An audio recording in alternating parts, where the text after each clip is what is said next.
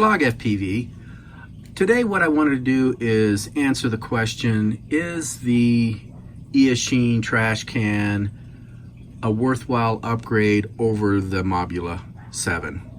And so when I pre-ordered this, for me it was, because this one has an F4 flight controller, which addressed my concerns about the Mobula only being an F3 flight controller, so it ticked that off. It has a better frame.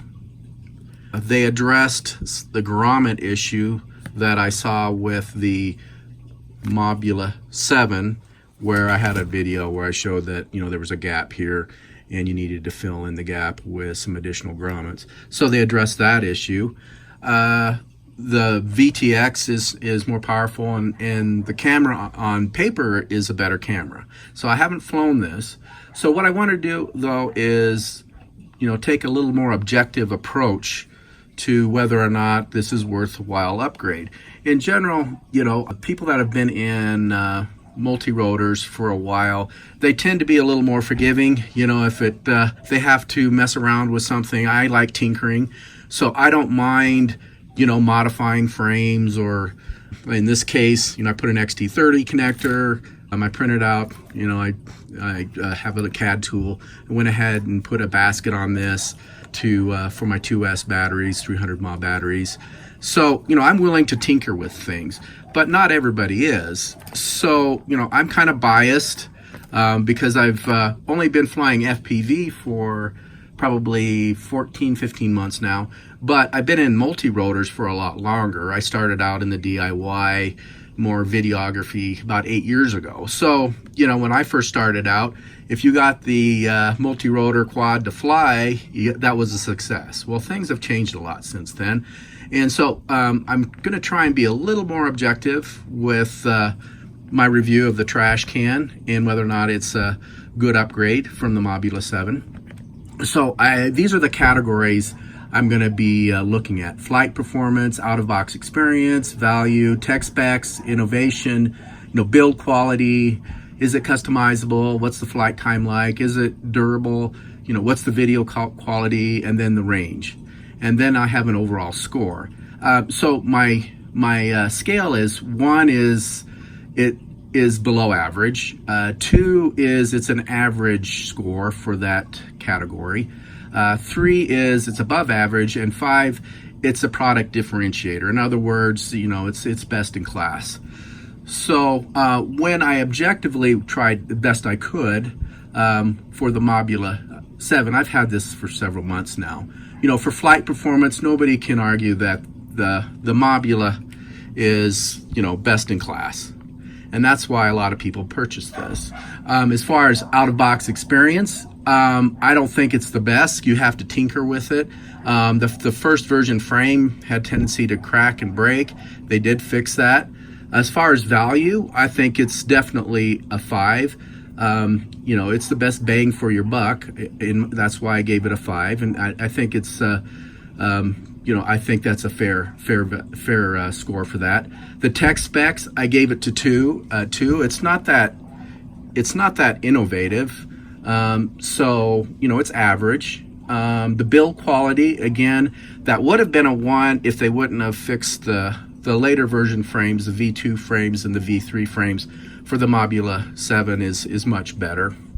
So it would have been a 1 if they wouldn't have fixed the frame, but they listened to their customers and they did do some modifications there.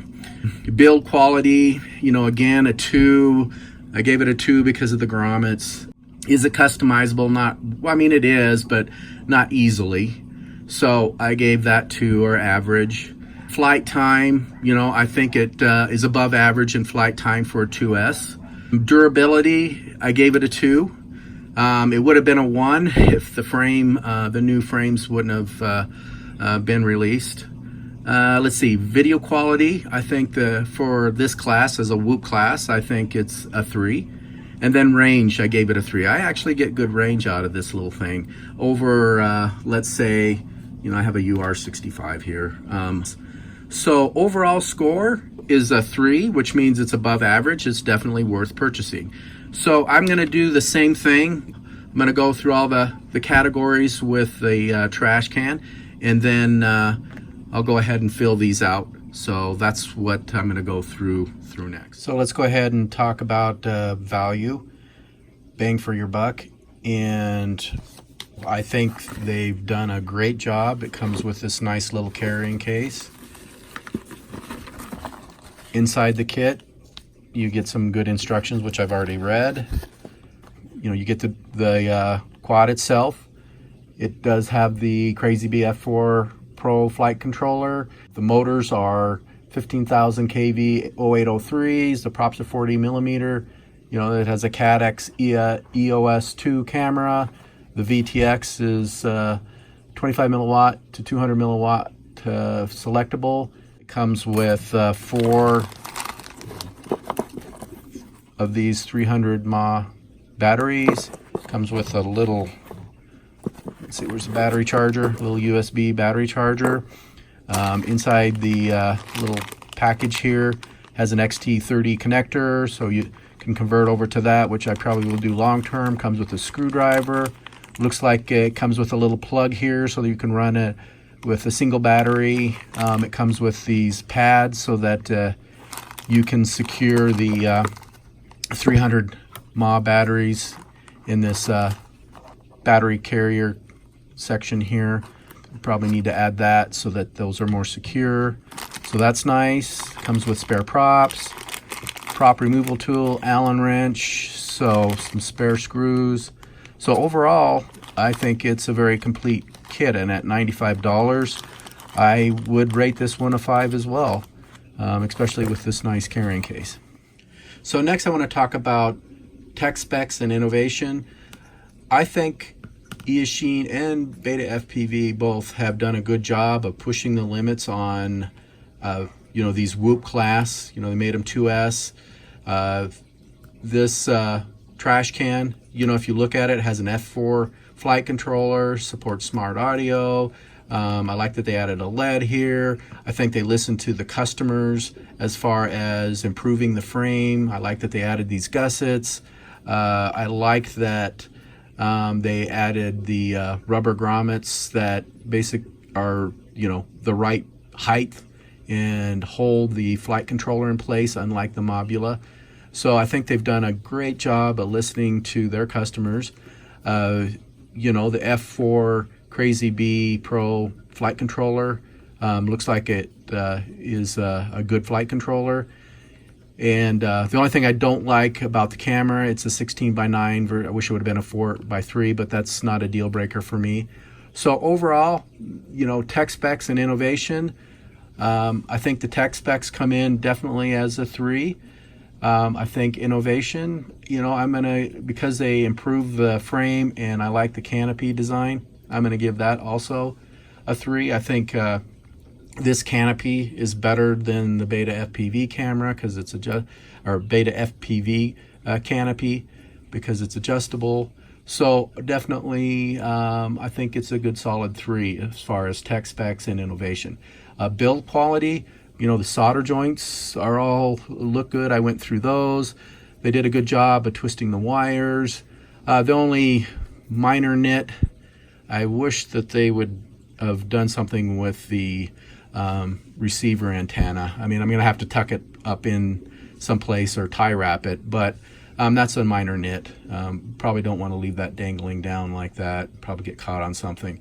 So other than that, you know, the build quality looks good. I mean, I went through the screws, look to be tight, and so on that, I think as far as build quality, I'm going to give that a 3 as well.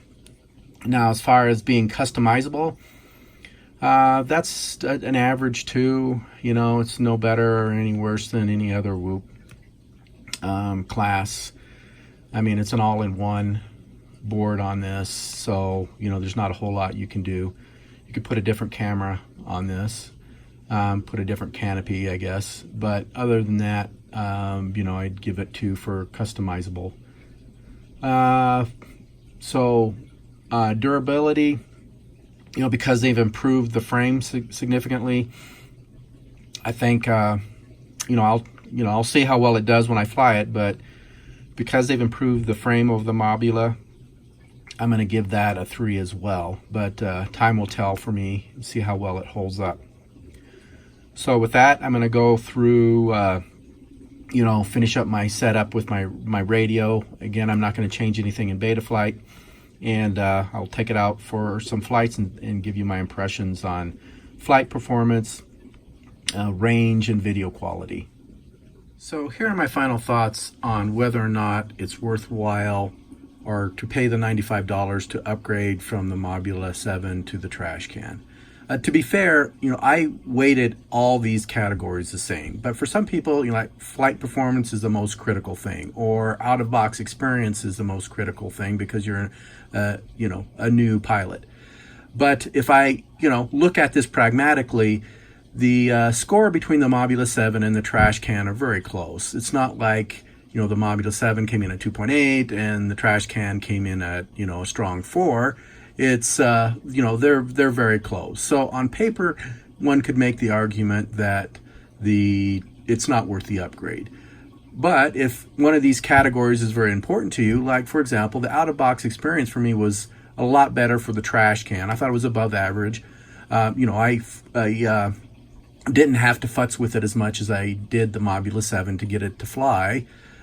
So from that aspect, it flew well just right out of the box. Now that doesn't mean that I'm not going to tune it. I'm not, I'm going to add my rates and I'm going to do some things to it. But for somebody that doesn't want to mess around with a new quad, I thought the out-of-box experience was good. If you look at, all the other categories, the Trashcan does edge out the Mobula in some of the categories like tech specs. That's important to me, and that's probably one of the biggest reasons why I upgraded to the Trashcan. I like the F4 flight controller, and I feel like the frame is a lot better frame. Now there's a V3 frame that they came out with for the Mobula that will be coming in for me, and I'll probably be upgrading to that.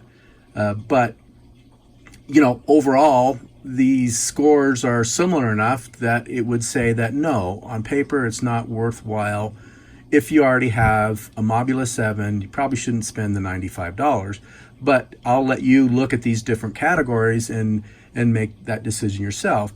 For example, the video quality. I had them both rated as a 3, even though the cameras are dramatically different.